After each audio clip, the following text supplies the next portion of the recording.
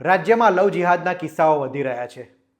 તાજેતરમાં જ સુરતમાં 5 નરાધમો વિધર્મી દ્વારા એક સગીરાને ફસાવીને હોટલમાં લઈ જઈને દુષ્કર્મ આચર્યાની ઘટના સામે આવી હતી। ત્યારબાદ હવે પાટનગર ગાંધીનગરમાં લવ જિહાદનો કિસ્સો સામે આવ્યો છે। સેક્ટર 26માં વિધર્મી યુવક અલ્તાફ ખાને નામ બદલીને હિન્દુ સગીરાને ફસાવી છે। અલ્તાફ ખાને હિન્દુ સગીરાને ફસાવવા માટે નામ બદલીને સાહિલ દેસાઈ નામ ધારણ કર્યું અને બંને સાથે હોવાની માહિતી મળતા વિશ્વ હિન્દુ પરિષદના કાર્યકરો ત્યાં પહોંચી જાય છે। યુવકને દબોચીને પોલીસના હવાલે કરવામાં આવે છે। ગણપતસિંહ વાઘેલા, ગાંધીનગર જિલ્લા મંત્રીનું મારું દાયિત્વ છે।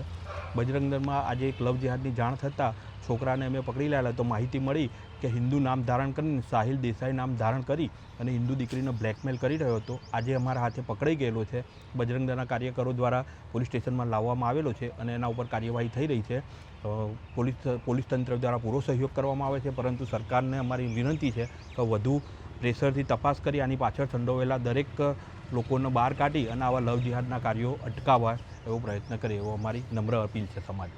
લવ જિહાદના કિસ્સામાં આરોપીને કડક સજા થાય તેવી વીએચપી માંગ કરી રહ્યું છે, કારણ કે લવ જિહાદના અવારનવાર કિસ્સા બની રહ્યા છે।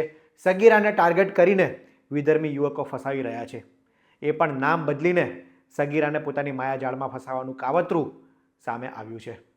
ત્યારે આવા આરોપીઓમાં ડર પેસે તે માટે કડક સજા થાય, જેથી અન્ય લોકો આવી હિંમત ન કરે તે માટે જરૂરી છે। હાલ આરોપી વિરુદ્ધ પોલીસ ફરિયાદ નોંધવાની તજવીજ શરૂ છે। આરોપીને શું સજા થાય છે અને પોલીસ આ મામલે કેવું વલણ અપનાવે છે તે જોવું રહ્યું। આ રિપોર્ટમાં હાલ આટલું જ। આવા જ ઇન્ફોર્મેટિવ વિડીયો માટે વીટીવી પંચાયત જોતા રહો। ધન્યવાદ।